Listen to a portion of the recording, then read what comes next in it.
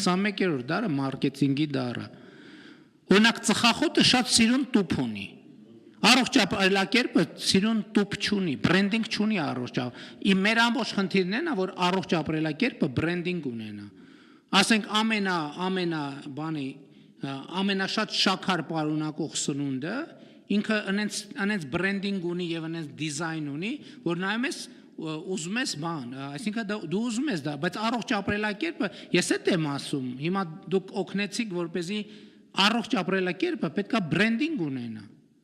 Եվ մի բան 21-րդ դարում ցանկացած բան, որը չունի բրենդինգ, ինքը գոյություն չունի։ Այսինքն չկա 21-րդ դարում կա բրենդինգ, կա իր տակի բանը, ապրանքը կամ ծառայությունը կամ չկա բրենդինգ, ուրեմն չկա։ Մեր խնդրեմը այն չի, որ վազելու տեղ չկա։ Մեր բրենդինգը այն է, որ մեր խնդրեմն այն է, որ բրենդավորված չի։ Այդ ապրանքը, առողջ ապրելակերպը բրենդավորված չի։ Ընդհակառակը հակառակն է բրենդավորված։ Եվ սա համակարգված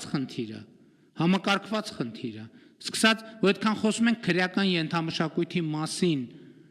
որի դեմ տենց էլ արդյունավետ չենք կարող պայքարենք, որովհետև ասենք քրեական ենթամշակույթի տրամաբանությամբ կարող է առողջ ապրելակերպը նույնիսկ ամոթ լինի։ Որովհետև տղամարդը չհասկացան, տղամարդը շորտ կհագնի, ասենք բանը կամ հեծանիվ կքշի, պետք է տղամարդը բանի գյուղամեջում պպզի առնվազն անընդհատ 6 ժամ։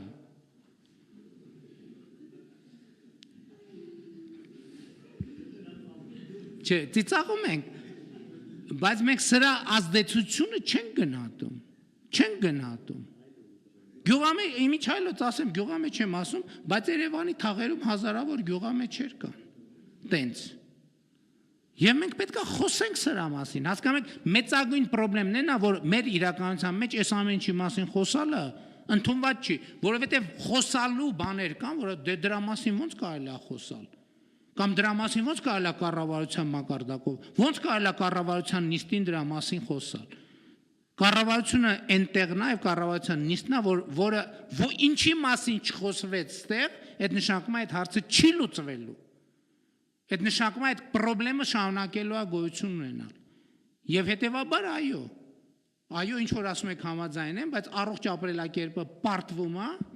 որովհետեւ մյուսները իրենց բրենդինգի վրա դնում են միլիարդներ, ֆորմալ եւ ոչ ֆորմալ բրենդինգի վրա դնում են միլիարդներ, առողջ ապրելակերպի բրենդինգը կոտրելու համար դնում են միլիարդներ, որովհետև այդքան արախ պետք է ծախվի, այդքան ծխախոտ պետք է ծախվի, էլ չեմ ասում այդքան դեղ պետք է ծախվի, բա որ չհիվանդանանք դեղը որտեղ ծախվի, ով պետք է առնի այդ դեղը։ Եվ այլն եւ այդպես շարունակ։ Հետեւաբար հիմա այս խնդիրը կառավարությունն է այն մարմինը, որը ունի շահագրգռություն բրենդավորելու, գրավիչ դարձնելու առողջ ապրելակերպը։ Մի քանի հատ էլ կարող է ոլորտի պրոֆեսիոնալ ընկերություններ, որոնք մեր հնայի մեջ 0.0000001% են կազմում։ Հետևաբար կառավարությունն է այն սուբյեկտը, որը պետք է բրենդավորի առողջ ապրելակերպը եւ մեր համապատասխան առաջինը ԿԳՄՍ-ն եւ առողջապահության նախարարությունը կառավարության մյուս օղակների հետ։ Եկեք բրենդավորենք առողջ ապրելակերպը։